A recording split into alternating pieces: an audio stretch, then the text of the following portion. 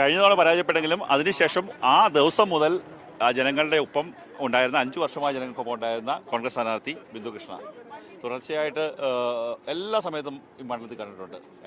ഇറങ്ങിയപ്പോൾ ഒരു എക്സ്പീരിയൻസ് എന്താണ്? തീർച്ചയായും ഒരുപാട് പ്രതീക്ഷയോടും ആത്മവിശ്വാസത്തോടും കൂടിയാണ് കൊല്ലം നിയമസഭാ മണ്ഡലത്തിൽ 2026 ഏപ്രിൽ മാസം 9-ാം തീയതി നടക്കുന്ന തെരഞ്ഞെടുപ്പിൽ ഇന്ന് നോമിനേഷൻ സമർപ്പിച്ചത്.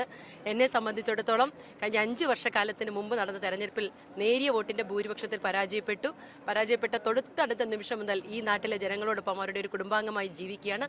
അവരെന്നെ കൈവിടില്ല എന്ന തികഞ്ഞ ആത്മവിശ്വാസത്തോടും ഏത് ജനകീയ ആവശ്യങ്ങളും ഏത് വ്യക്തിപരമായ ആവശ്യങ്ങളും എല്ലാം ഇപ്പോഴും വെളിപ്പുറത്ത് നിന്നതിന്റെ ഒരു അംഗീകാരം കൊല്ലത്തെ പ്രിയപ്പെട്ടവർ രാഷ്ട്രീയത്തിനതീതമായി നൽകുമെന്ന പ്രതീക്ഷയോടെ മുന്നോട്ട് പോവുകയാണ്.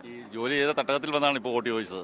അതെ, ഞാൻ എൻ്റെ ജീവിതത്തിലെ ഏറ്റവും വലിയ പാഷനാണ്, പ്രൊഫഷനാണ് അഡ്വക്കേറ്റ് എന്നുള്ളത്. ഈ ബാറിൽ 15 വർഷക്കാലം മുഴുവൻ സമയം അഭിഭാഷകയായി പ്രവർത്തിച്ചിട്ടുണ്ട്. ഇപ്പോഴും പരമാവധി കിട്ടുന്ന സമയത്ത് ഓടിയെത്തുന്ന എൻ്റെ ഏറ്റവും പ്രിയപ്പെട്ട ഒരു ഇടമാണ്. ശരിക്കും പറഞ്ഞാൽ ഏറ്റവും വലിയ അനുഗ്രഹം എന്ന് പറയുന്നത് സ്ഥാനാർത്ഥിത്വം പ്രഖ്യാപിച്ചപ്പോൾ ഞാൻ ഇവിടെ ഇഫ്താർ വിരുന്നിന് ഇവിടുത്തെ ബാർ അസോസിയേഷൻ ഒരുക്കി ഇഫ്താർ വിരുന്നിലേക്ക് വരികയായിരുന്നു. അങ്ങനെ അതും വന്നു. ഇന്ന് നോമിനേഷൻ കൊടുത്തിട്ട് ആദ്യം എൻ്റെ പ്രിയപ്പെട്ടവരോടൊപ്പം അവരുടെ പിന്തുണ അഭ്യർത്ഥിച്ച് മുന്നോട്ട് പോവുകയാണ്.